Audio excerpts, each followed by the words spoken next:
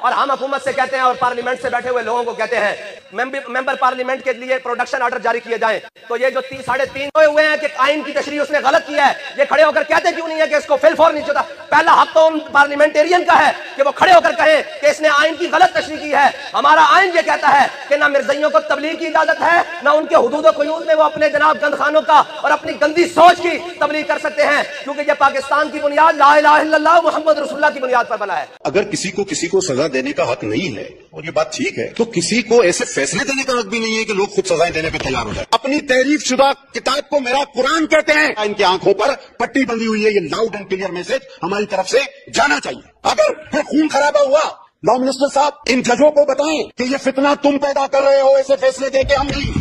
آئین میں تحریف تو پھر آرٹیکل 6 آپ کے پاس آلریڈی موجود ہے اور اس کی سزا موت ہے.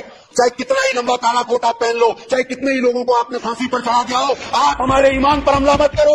یہ جو آئین کو ری رائٹ کیا گیا ہے, قرآن و سنت کے احکامات کے خلاف فیصلہ دیا گیا ہے, قرآن پاک میں تحریف کی اجازت دی گئی ہے. یہ پاکستان میں نہیں ہو سکتا کہ آپ ایک عمارت کی 4 دیواری کے اندر بیٹھیں گے اور پھر وہاں پر آپ جو مزید تحریف قرآن کے اندر کر لیں. اور جن ججز نے یہ کام کیا ہے انہیں انصاف کے پٹارے کے اندر لے کر آنا چاہیے. اور میں یہ سپریم کورٹ آف پاکستان سے بھی درخواست کروں گا کہ آپ اپنے فیصلے کے اوپر نظر ثانی کریں. جناب والا, یہ کوئی سیاسی ایشو نہیں ہے, یہ ہم سب کے ایمان کا معاملہ ہے. جب تک اس کا رزلٹ نہیں نکلتا اور اس پہ قوم کا اعتماد نہیں ہوتا, تب تک یہ عوام جاتا رہے گا. میری درخواست ہے کہ اس ایشو کو آپ اس کے لیے اسپیشل پارلیمنٹری کمیٹی بنائیے, علماء کرام کو بٹھائیے, ہمیں موقع دیجیے, اور وہ پارلیمنٹری کمیٹی تب تک اپنی میٹنگز کرتی رہے جب تک سپریم کورٹ اپنے اس فیصلے پہ نظر ثانی نہیں کر لیتا. جج صاحبان ہمیں یہ بتائیں کہ انہیں آئین میں ترمیم کرنے کا اختیار کہاں سے ملا؟ آئین میں ترمیم وہ نہیں کر سکتے. جج صاحب کون کی اس قسم کی رائے کو میں جوتے کی نوک پہ رکھتا ہوں, اور میں کہتا ہوں کہ آج ہی قرارداد مذمت پاس ہونی چاہیے کہ آئندہ کسی کو ہمت اور جرأت نہ ہو. جج صاحب پتہ نہیں آنکھیں بند کر کے اس طرح کے فیصلے صادر کرتے ہیں.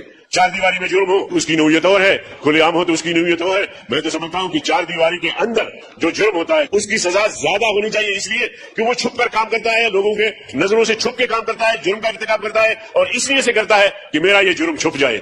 اس قادیانی نے ناموس رسالت کی توہین کی ہے. تو ہر لحاظ سے میں سمجھتا ہوں کہ جج صاحب کے اس رائے کو مسترد کرنا چاہیے.